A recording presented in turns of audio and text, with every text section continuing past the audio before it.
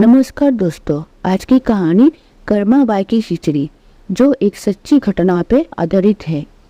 भगवान श्री कृष्ण की परम उपासक ठाकुर जी के बाल रूप से वो रोज ऐसे बातें करती जैसे ठाकुर जी उनके पुत्र हो और उनके घर में ही वास करते हो। एक दिन कर्मा बाई की इच्छा हुई कि ठाकुर जी को फल मेवों की जगह अपने हाथों से कुछ बनाकर खिलाओ। उन्होंने जगन्नाथ प्रभु को अपनी इच्छा बतलाई। भगवान तो भक्त के लिए सर्वदा प्रस्तुत थे। प्रभु जी बोले, माँ जो भी बनाया हो वही खिला दो, बहुत भूख लगी है।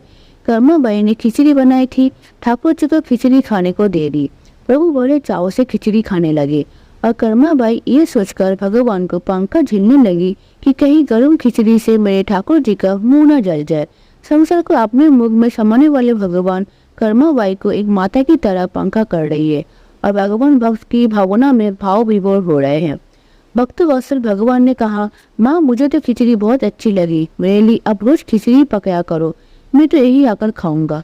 अब तो कर्मा बाई जी रोज सुबह उठती और सबसे पहले खिचड़ी बनाती, बाकी सब कुछ बाद में करती थी। भगवान जी सुबह सवेरे दौड़े आते ही कहते, माँ जल्दी से मेरे प्रिय खिचड़ी लाओ। प्रतिदिन की यही काम बन गया। भगवान सुबह सुबह आते, भूख लगाते और फिर चल जाते। एक बार एक महात्मा कर्मा बाई के पास आया।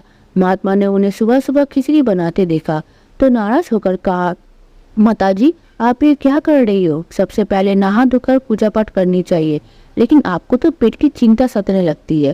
कर्मा बाई बोली, क्या करूं महाराज जी, संसार जिस भगवान की पूजा अर्चना कर रहा होता वही सुबह सुबह भूखे आ जाते हैं, उनके लिए ही तो सब काम छोड़कर पहले खिचड़ी बनाती हूँ। महात्मा ने सोचा कि शायद कर्मा बाई की बुद्धि फिर गई है, ये तो ऐसे बोल रही है जैसे भगवान इसकी बनाई खिचड़ी के ही भूखे बैठे हुए हो। महात्मा कर्मा बाई को समझने लगी, माताजी तुम भगवान को अशुद्ध कर रही हो। सुबह स्नान के बाद पहले रसोई की सफाई करो, फिर भगवान के लिए भोग बनाओ। अगले दिन कर्मा बाई ने ऐसे ही किया। जैसे ही सुबह हुई भगवान आए और बोले, माँ मैं आ गया हूँ, खिचड़ी लाओ। कर्मा बाई ने कहा, प्रभु अभी मैं स्नान कर रही हूँ, थोड़ा रुको।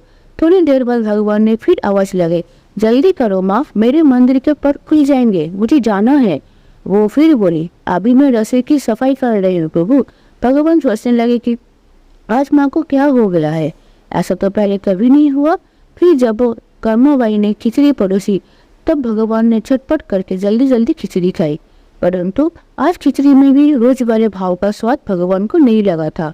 फिर जल्दी जल्दी में भगवान बिना पानी पिए ही मंदिर भागे। भगवान ने बाहर महात्मा को देखा तो समझ गए, अच्छा तो ये बात है, मेरी माँ को यह पट्टी इसी ने पढ़ाई है।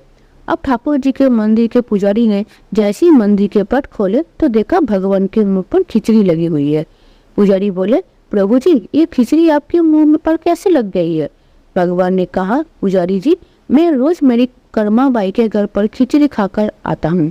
अब माँ कर्मा बाई जी के घर जाओ और जो महात्मा उनके यहाँ ठहरे हुए हैं उनको समझाओ, उसने मेरी माँ को गलत कैसे पट्टी पढ़ाई है। पुजारी ने महात्मा जी से जाकर सारी बात कही कि भगवान भाव के भूखे हैं।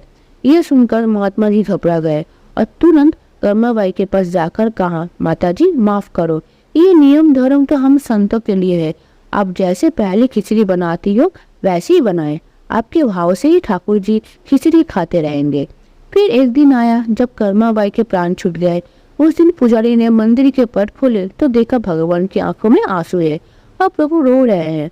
पुजारी ने रोने का कारण पूछा तो भगवान बोले, पुजारी जी आज मेरी माँ कर्मा बाई इस लोक को छोड़कर मेरी नीच लोक की विदा हो गई है, अब मुझे कौन खिचड़ी बनाकर खिलाएगा? पुजारी ने कहा, प्रभु जी आपको माँ की कमी महसूस नहीं होने देंगे, आज के बाद आपको सबसे पहले खिचड़ी का भोग ही लगेगा। इसी तरह आज भी जगन्नाथ भगवान को खिचड़ी का भोग लगाया जाता है। आशा करते हैं आज की कहानी आप सभी को अच्छी लगी हो। धन्यवाद।